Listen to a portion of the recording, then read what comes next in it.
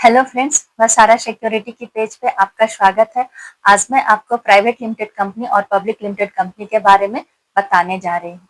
Private limited company में share holders ही उसे own करते हैं, वही उसे चलाते हैं और ये कंपनीज एक्ट के अंदर रजिस्ट्रेशन होना मैंडेटरी होता है। यहाँ मिनिमम शेयर होल्डर्स 2 और मैक्सिमम 200 शेयर होल्डर्स होते हैं। यहाँ 2 गवर्निंग डॉक्यूमेंट है, memorandum of association and article of association, जो कि कंपनी के फॉर्मेशन के समय तैयार किया जाता है। इसके अंतर्गत कंपनी की पूरी कार्यप्रणाली का डिटेल्स रहता है, उसके बेसिस पे ही कंपनी वर्क करती है और कंपनी का जो बिजनेस है वो शेयर होल्डर्स ही उसे देखभाल करते हैं, उसको चलाते हैं।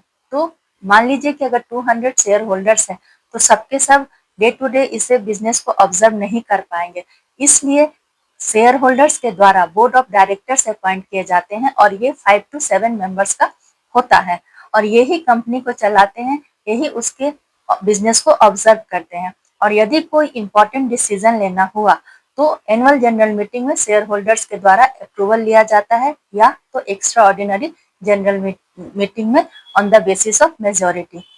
प्राइवेट लिमिटेड कंपनी में शेयर होल्डर्स या तो फैमिली मेंबर्स होते हैं या क्लोज एसोसिएट्स होते हैं। प्राइवेट लिमिटेड कंपनी में शेयर होल्डर्स की लायबिलिटी सीमित होती है उसके वैल्यू ऑफ शेयर्स तक।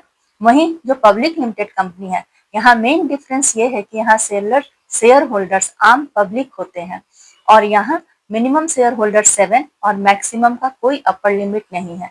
गवर्निंग डॉक्यूमेंट वही 2 है, memorandum of association and article of association, और कंपनीज एक्ट के अंदर इसका रजिस्ट्रेशन मैंडेटरी है और ये स्टॉक एक्सचेंज में भी लिस्ट हो सकता है। ये बेस्ट है लार्ज स्केल इंटरप्राइजेस के लिए जो कि कैपिटल रेज करते हैं पब्लिक से, फॉर एग्जांपल रिलायंस कंपनी हुई, टाटा स्टील हुई, इस तरह की कंपनी जो है उसके लिए। तो ये थी इंफॉर्मेशन। अगर आपको अच्छी लगी हो तो आप मेरे पेज को फॉलो करिएगा, लाइक करिएगा। Thank you.